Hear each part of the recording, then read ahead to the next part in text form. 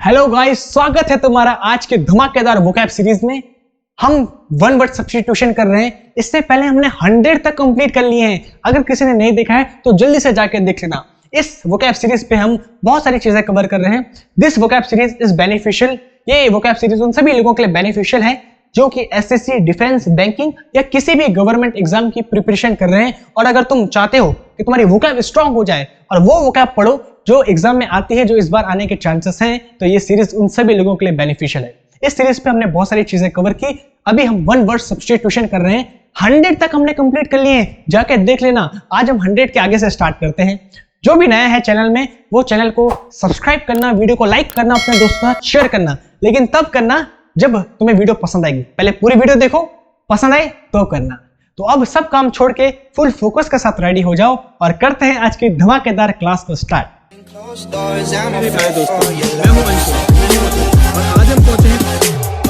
Hello guys, तो चलो करते हैं आज की धमाकेदार क्लास को स्टार्ट और रेडी हो। बड़े मजेदार तरीके से पढ़ते हैं। 100 तक हमने कर लिए थे, आज 101 से स्टार्ट करते हैं। तो बड़े मजेदार है, सारे के सारे इंपॉर्टेंट है, सारे के सारे।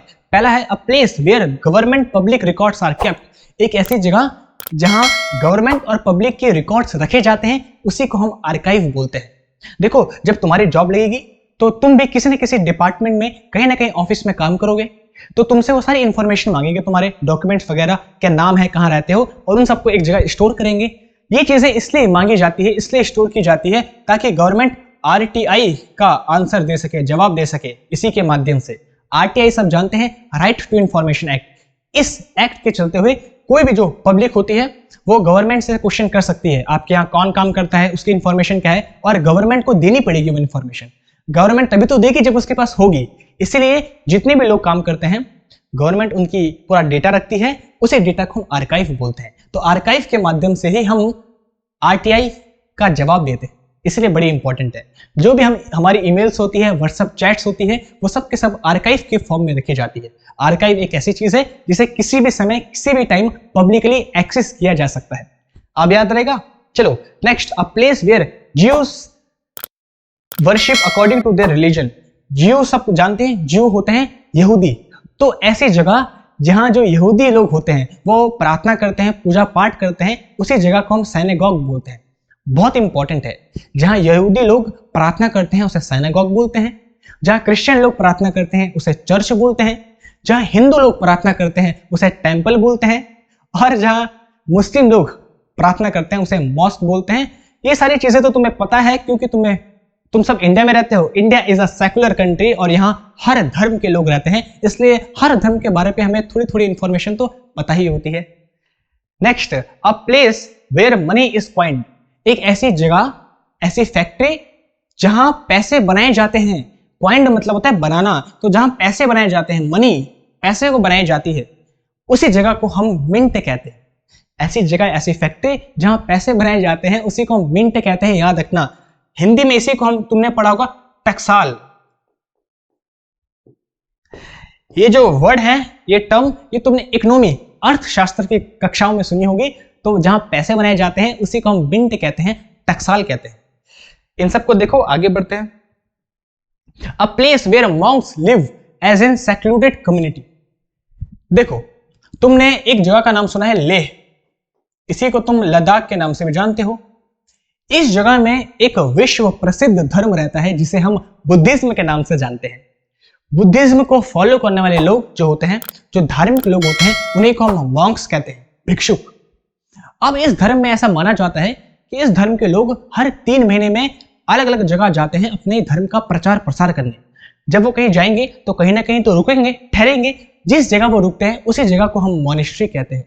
जिस जगह मॉन्क्स रहते हैं, रुकते हैं, उसी को हम मॉनेस्ट्री कहते हैं। अब याद रहेगा हमेशा। बस बाकी जो धर्म है बुद्धिज्म, ये बहुत सारी जगह है, जैसे लेह लद्दाख में भी है, चाइना में है, नेपाल में है, और ऐसे देश के अलग अलग जगहों में है। अब इस धर्म को किसने स्थापित किया, गौतम बुद्ध कौन थे, उनकी जीवनी क्या है, कैसे उनकी पूरी स्टोरी है, वो तो तुम हिस्ट्री में तुमने पढ़ ही लिया होगा।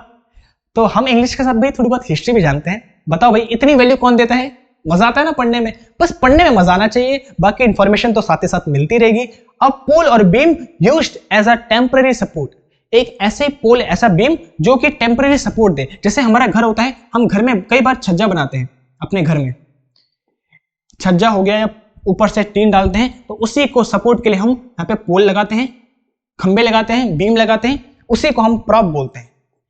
ऐसे पोल, ऐसे खंबे, ऐसे बीम जो हमको टेम्परेरी सपोर्ट देने का काम करते हैं, उसी को हम प्रॉप कहते हैं। और ऐसा व्यक्ति जो हमको किसी भी तरीके से सपोर्ट देने की कोशिश करता है, सपोर्ट देने का काम करता है, उसी को हम प्रोप्राइटर कहते हैं। एक ऐसा पर्सन होता है, ऐसा व्यक्ति होता है जो किसी भी तरीके से हमको सपोर्ट देने का काम करता है। Next, a political leader appealing to popular desires and prejudice. एक ऐसा पॉलिटिकल लीडर, अब मैं तुम्हें ऐसे समझाता हूं।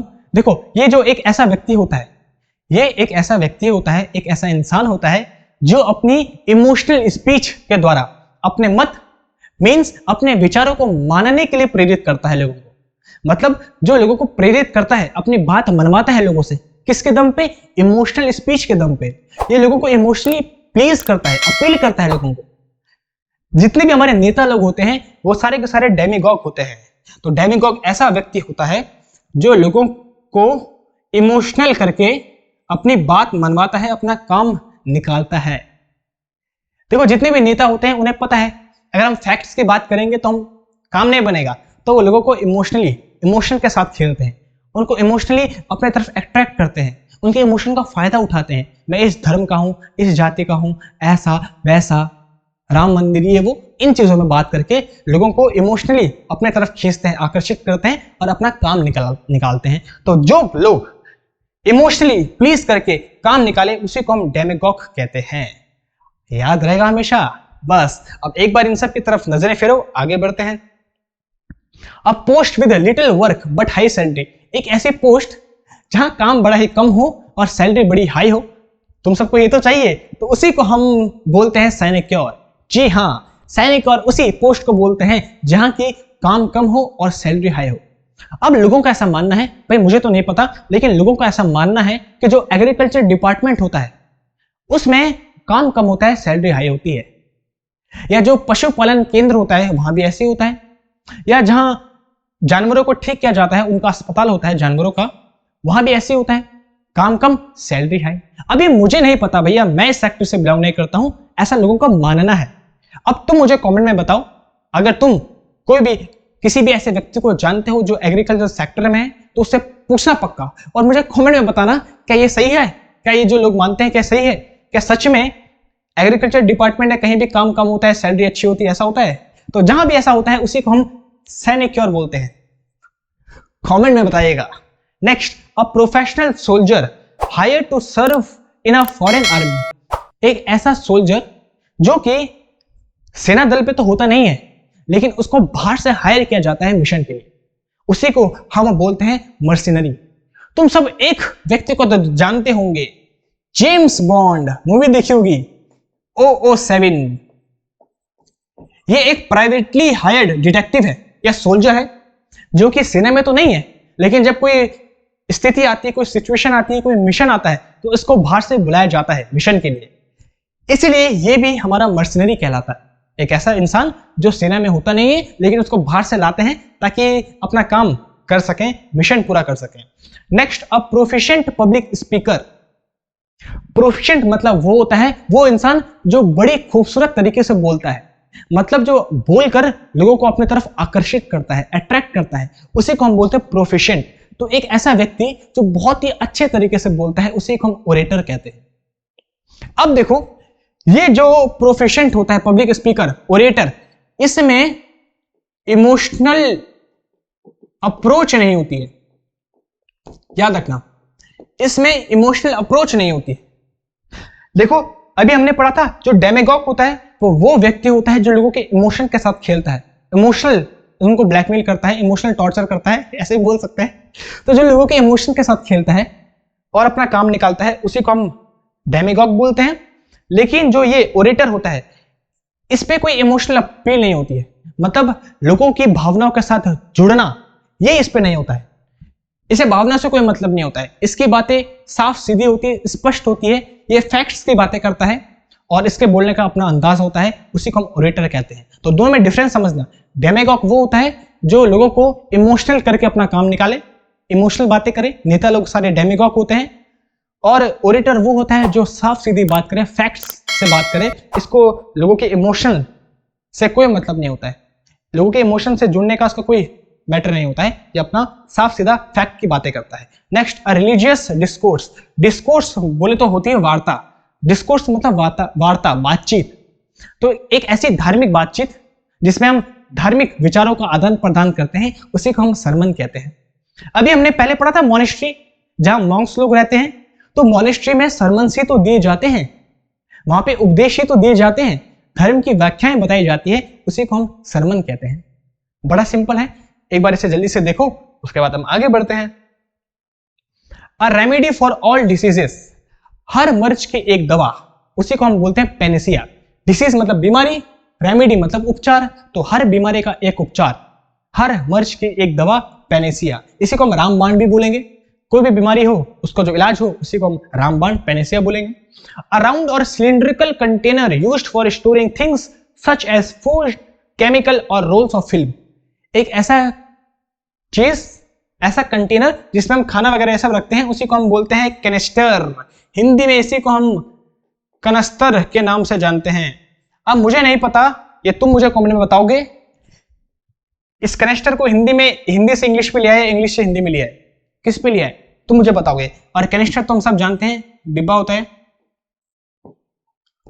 इसमें हम अक्सर तेल वगैरह लेते हैं, और जब तेल वगैरह खत्म हो जाते हैं तो उसी पे हम एक लिड डाल के फिर इसको हम अपना सामान रखने का एक डिब्बा बना लेते हैं। इंडिया के लोग तो जानते हैं भाई, इंडिया के तो जुगाड़ू लोग होते हैं। तो तुमने अपने बचपन में देखा होगा कैनिस्टर डिब्बा, जिसपे हम चीजें भरते हैं, सामान रखते हैं। इंडिया वाले लोग खर्चा नहीं करते, स्मार्ट होते हैं। अ school for infants and young children. एक ऐसी स्कूल है जो बच्चों के लिए होती है, जब बच्चे पढ़ते हैं उसी को हम किंडर गार्टन बोलते हैं। गार्डन नहीं, किंडर गार्टन। बेसिकली जो किंडर गार्टन थे, एक रिसर्चर थे जिन्होंने बाल शिक्षा में काफी जोर दिया, इसलिए इनके बनने के बाद हमने इन्हीं के नाम में किंडर गार्टन रख दिया। अगर मैं बात करूं किंडर की, तो किंडर, चलो यहां पे लिखता हूं तुम्हारे लिए, किंडर मतलब होता है चाइल्ड या बेबी, बच्चा। जैसे बच्चे, तुमने एक चीज खाते हैं गोल अंडे के शेप की, एग लाइक फिगर, जिसे हम किंडर जॉय बोलते हैं। बच्चों की आनंद ही एक चीज, आनंद भरी चीज जो बच्चों को बड़ी पसंद है, तो बच्चों के लिए एक आनंद भरी चीज, उसी को हम किंडर जॉय बोलते हैं। किंडर मतलब होता है बच्चा, और गार्टन से बना है गार्डन, तो एक ऐसा गार्डन जहां बच्चे बड़ी मस्ती करते हैं और मस्ती के साथ ही वो पढ़ने का काम भी करते हैं, तो उसी को हम किंडर गार्टन बोलते हैं। इसी को हम शॉर्ट फॉर्म में केजी बोलते हैं। अगर इसका लगा दे तो एलकेजी, और इसी के आगे हम यू लगा दे तो यूकेजी बन जाता है। लोअर किंडर गार्टन, अपर किंडर गार्टन, इसी को बोलते हैं। तो देखो, ये चीजें तुम्हें पता होनी चाहिए, बिल्कुल आम लाइफ में यूज होने वाली बातें हैं ये। कल को तुम्हारी भी जॉब लगेगी, शादी होगी, तुम्हारे भी छिंटू मिंटू होंगे, तो वो भी पढ़ेंगे, तो पता होनी चाहिए। तो यही चीजें तो हम वोकैब में सीखते हैं जो हमारे डेली लाइफ में यूज होती है। एलकेजी क्या होता है, लोअर किंडर गार्टन। यूकेजी क्या होता है, अपर किंडर गार्टन। किंडर गार्टन कहां से मिलकर बना है, किंडर मतलब चाइल्ड होता है। ये सारी की सारी चीजें जब हमको पता होती है तो हमको लाइफ जीने का मजा भी आता है।